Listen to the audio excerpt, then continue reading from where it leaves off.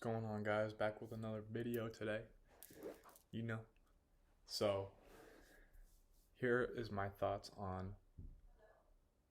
existence before life, and then death or what comes after. So, I want to start with what was before, right? So, like, before we live, there's nothing, right? Like, there is no consciousness. And while time still exists and people do exist, we do not, and nor do our thoughts. There's no feelings. There is no um, astral world or heaven or hell or anything like that. And if there is, we don't remember it when we are born, right? Now, some people say that they've had past lives or past experiences. I don't know. I've never had anything like that. And I think that there's coincidences. I mean, everybody's heard of deja vu. I've had that too. Um, I don't think that has anything to do with past life though. So whatever those people are feeling, maybe it's bullshit, maybe it's real. I don't know. Something I can't really speak on because I've never had it. But then there's life, right? Which is the longest thing we do apart from not existing. There's existing and not existing, but living is the longest thing that we consciously do, right? And a lot of people waste it.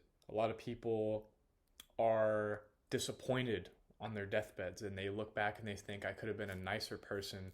I could have taken care of my family, or I could have pursued a career, and I could have done so many things, right? But then after that, that's it. Like once you go, that's it. There's no second chance unless it's life is just it's like a big line, and these little dots are just different lives that you live, and maybe you don't remember the beginning to the or the one before or the next one. There is no remembering. So maybe when you do die, you have that beginning again of non-existence until that blink of life, until non-existence again. If you guys are kind of understanding what I'm saying. And I don't know, I think that would be pretty interesting. I guess it's somewhat like reincarnation, but that's not really what I want to get into. What I really want to get into is living a life that is not going to be filled with regret in your last hours. And I think the younger you are when you understand it, the better. Because how sad would it be to grow old and like have all these regrets and never realize the whole time all the damage that you were doing, or never realize how much potential that you could have had. So I've actually had a personal experience, but on the other side. It was the last time I had ever seen or it was the last time I saw my grandfather before he passed away, and I knew it was going to be the last time I saw him. And so I'm sitting on the other side of his bed, and he's really sick, and he's basically just kind of waiting. He's got one foot out the door and he's got one foot in the door still. He's kind of here still, but you can tell he's slowly going away, right? And he's medicated and he's got cancer, he's sick, he doesn't feel good. And just talking to him, being on the other side of that bed, and I was thinking, man, if I could be in his position with my grandson sitting on the opposite side of my bed, laying with me in my last few hours, and feeling the strong emotion that I felt about him, about how good of a person that he was to all of us, and how I'll never forget him and all the things he taught me, then I would know that I lived a good life. And, even getting into like the concept of what's a good life, what's a bad life, I guess it's all very subjective. But to my subjective viewpoint, the way I felt about him, I would want someone to be feeling like that in my last hours.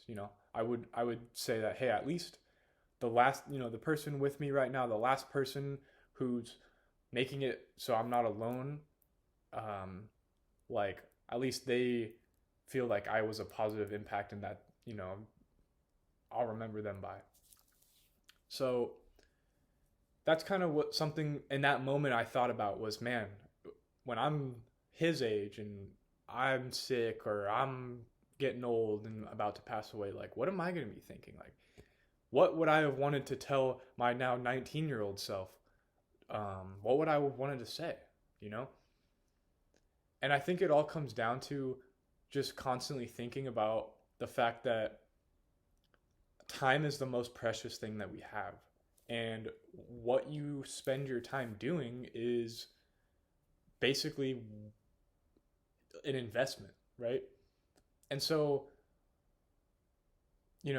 I think it's really important to just follow what is your truth rather than trying to impress others or trying to fit society's demonstration of what a successful man is, right?